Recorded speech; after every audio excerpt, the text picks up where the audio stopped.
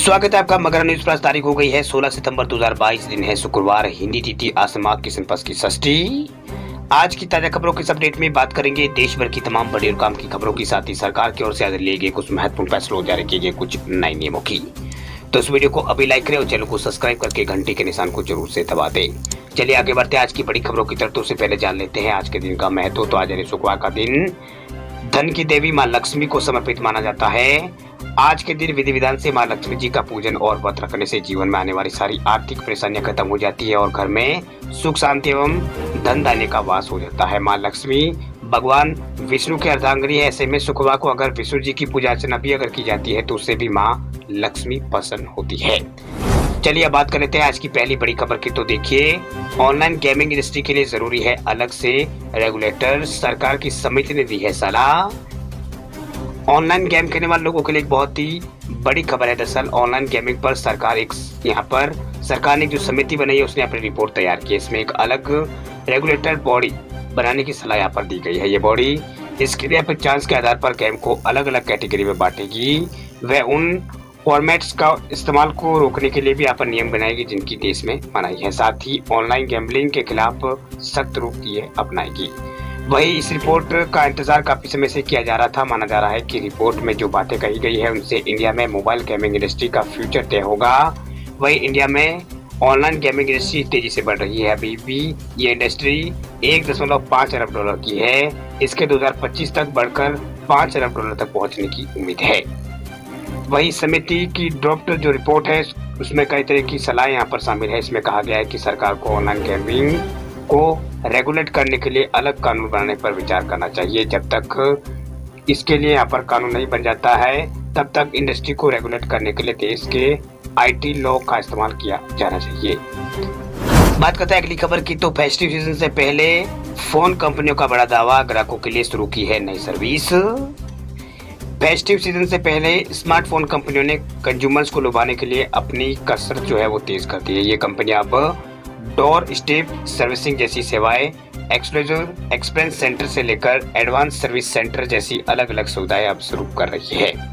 वही बाजार विश्लेषकों का कहना है कि इससे जो कस्टमर्स है उनका यहाँ पर बाइंग एक्सपीरियंस जो है यानी खरीदारी का जो अनुभव है बदल जाएगा। इन एक्सक्लूसिव एक्सपीरियंस सेंटर में उन्हें स्मार्टफोन कंपनी की पूरी प्रोडक्ट लाइन यहाँ पर दिखाई जाएगी।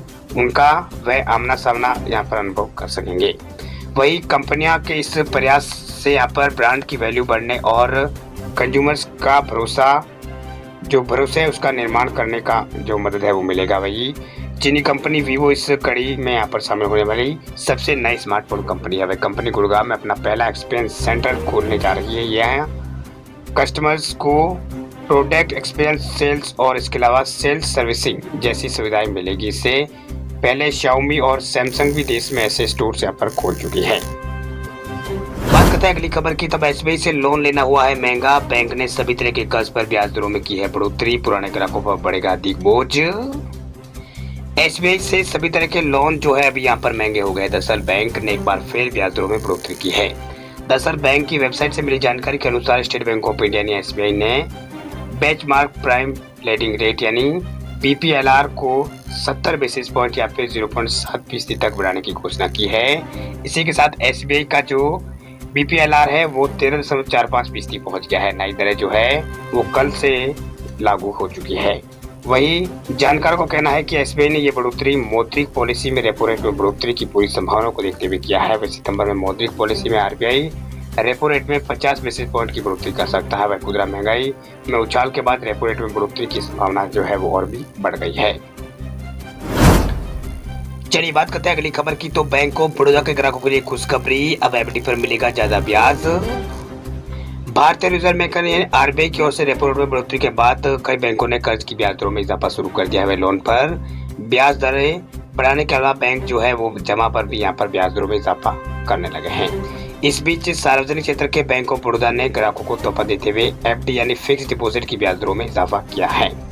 दरअसल बैंक की ओर से जो आधिकारिक वेबसाइट है, बैंक की जो आधिकारिक वेबसाइट उसके मुताबिक बैंक ऑफ बड़ौदा ने ब्याज दरों में 0.20% तक की बढ़ोतरी यहाँ पर की है। भाई बैंक 2 करोड़ रुपए से कम की एफडी के लिए ब्याज दरों में यहाँ पर बढ़ोतरी बैंक की ओर से की गई है। वही बैंक की जो नई ब्याज दर है वो 13 तारीख से लागू हो चुकी है। वही बैंक 7 दिन से लेकर 10 साल की अवधि तक के लिए फिक्स डिपॉजिट की सुविधा देता है, जिसमें कस्टमर्स को 3% से लेकर 5.65% तक का जो ब्याज है वो मिलता है। बैंक ऑफ बड़ौदा वरिष्ठ नागरिकों की एफडी पर 0.50% का अतिरिक्त जो ब्याज है वो देता है। बात करते हैं अगली खबर की, तो नया गैस कनेक्शन खरीदने वाले लोगों के लिए खुशखबरी, अब एक मिस कॉल में मिल जाएगा नया एलपीजी कनेक्शन। अगर आपको भी एक नया एलपीजी गैस कनेक्शन लेना है तो आपके लिए जो कनेक्शन लेना है बहुत आसान हो गया। दरअसल इंडियन गैस सिलेंडर डिस्ट्रीब्यूट करने वाली जो सार्वजनिक पेट्रोलियम कंपनी है इंडियन ऑयल कॉर्पोरेशन, उसने ग्राहकों के लिए मिस कॉल नंबर जारी किया है, जिसके जरिए आपको एक मिस कॉल यहाँ पर देकर ही नया जो एलपीजी कनेक्शन आप ले सकते हैं। यहाँ तक कि आपको जो सिलेंडर की डिलीवरी है वो पहले सिलेंडर की डिलीवरी आपको सीधे आपके घर तक यहाँ पर पहुँचाई जाएगी, वो भी बिल्कुल फ्री। दरअसल कंपनी ने एक ट्वीट यहाँ पर किया है, इसके ओर से यहाँ पर जानकारी दी गई कि आपको जो नया एलपीजी गैस कनेक्शन है वो एक मिस कॉल आपसे दूर है। दरअसल आपको 8454955555 पे आपको कॉल यहाँ पर करना होगा, यानी नंबर को डायल करना होगा। वह एलपीजी कनेक्शन जो है वो आपके डोर स्टॉप पर पहुँच जाएगा। दरअसल 8445955555 जो नंबर है उस पर मिस कॉल देने के बाद इंडियन की ओर से आपके पास मैसेज आएगा, जिसमें दिए गए लिंक पर क्लिक करना होगा। उसके बाद कुछ जानकारी आपको मांगी जाएगी, वो भरने के बाद उसे सबमिट करना होगा। इसके बाद डिस्ट्रीब्यूटर है जो आपसे कांटेक्ट करेगा, वही प्रोसेस कंप्लीट होने के बाद आपको एलपीजी की जो डिलीवरी है वो दी जाएगी। वही कंपनी ने ट्वीट करके ये बताया कि फिलहाल जो पहले कस्टमर है उनके साथ कंपनी यहाँ पर मतलब पहले से कस्टमर कंपनी के साथ है वो इस नंबर पर मिस कॉल करके अपना सिलेंडर रिफिलिंग करा सकते हैं। उन्हें बस अपने रजिस्टर्ड नंबर से कॉल यहाँ पर करना होगा। बात करते हैं अगली खबर की, तो राजस्थान में 1,35,00,000 महिलाओं को मुफ्त स्मार्टफोन देगी गहलोत सरकार, मिलेगी फ्री इंटरनेट और कॉल की सुविधा। देश की 3 प्रमुख दूरसंचार कंपनियों ने राजस्थान सरकार की मुख्यमंत्री डिजिटल सेवा योजना में रुचि दिखाई है। इस योजना के तहत राज्य में कुल 1,35,00,000 महिलाओं को स्मार्टफोन दिया जाना है। एक वरिष्ठ अधिकारी ने बताया है कि उच्च स्तरीय समिति तकनीकी बोलियों के मूल्यांकन के बाद इस महीने से ही इस बारे में कोई फैसला यहाँ पर ले लेगी। वह अधिकारी इस प्रक्रिया को जल्द से पूरा करना चाहते हैं ताकि अगले साल विधानसभा चुनाव से पहले मुख्यमंत्री अशोक गहलोत इस बजटीय घोषणा को अमलीजामा पहनाया यहाँ पर सरकार की ओर से जा सके। वही परियोजना की जो कुल लागत है वो 12,000 करोड़ रुपए है। वह राज्य सरकार की इस परियोजना के लिए आई तकनीकी बोलियों को बुधवार को यहाँ पर जांच की गई।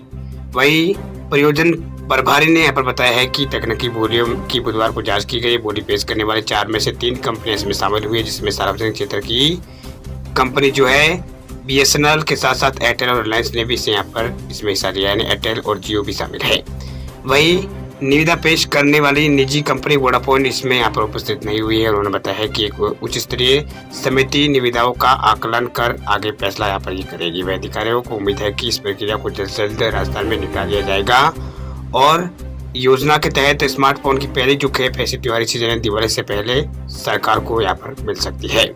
बता दें आपको कि मुख्यमंत्री अशोक गहलोत ने इस साल के राज्य बजट में मुख्यमंत्री डिजिटल सेवा योजना की घोषणा की, जिसके तहत राज्य की 1,35,00,000 महिलाओं को, चिरंजीवी परिवारों की मुखिया को 3 साल की इंटरनेट कनेक्टिविटी के साथ स्मार्टफोन फ्री दिया जाना है। वह फोन में 3 साल तक इंटरनेट के अलावा वॉइस कॉल और एसएमएस की सुविधा भी होगी। बात करते हैं अगली खबर की, तो पुराने वाहन रखने वाले लोगों के लिए बड़ी खबर देखिए। सरकार ने वाहन कबाड़ नीति पर किया है काम शुरू, हर जिले में 3 रजिस्टर्ड सेंटर की होगी शुरुआत। केंद्रीय सड़क परिवहन और राजमार्ग मंत्री नितिन गडकरी ने बताया कि सरकार ने देश के हर जिले में कम से कम 3 पंजीकृत वाहन कबाड़ केंद्र खोलने की योजना बनाई है। वहीं गडकरी ने वाहन कलपुर्जों और विनिर्माताओं के संगठन ACMA के सालाना कार्यक्रम में कहा कि सड़क परिवहन मंत्रालय को रोपवे, केबल कार और फिनिक्सल रेलवे के लिए 206 प्रस्ताव जो है वो मिले हैं। वही केंद्रीय मंत्री ने कहा है कि सरकार हर जिले में 3 पंजीकृत वाहन कबाड़ जो सुविधाएं है यानी केंद्र जो है वो खोल सकती है। वही प्रधानमंत्री मोदी ने पिछले साल अगस्त में राष्ट्रीय वाहन कबाड़ नीति शुरू की थी और कहा था कि यह अनुयुक्त और प्रदूषणकारी वाहनों को चरणबद्ध तरीके से समाप्त करने में मदद करेगा और संसाधनों के अनुकूलम उपयोग वाली अर्थव्यवस्था को बढ़ावा देगा। बात करते हैं अगली खबर की, तो देश की बेटियों को लेकर बड़ी खबर देखिए। बेटियों की आर्थिक सुरक्षा के लिए लाई गई इस योजना के लाभार्थियों को मिलेगी खुशखबरी, हो सकता है बड़ा बदलाव। केंद्र सरकार ने आम लोगों को आर्थिक रूप से सुरक्षित बनाने के लिए कई तरह की योजनाएं चलाई है। इनमें से एक सुकन्या समृद्धि योजना है।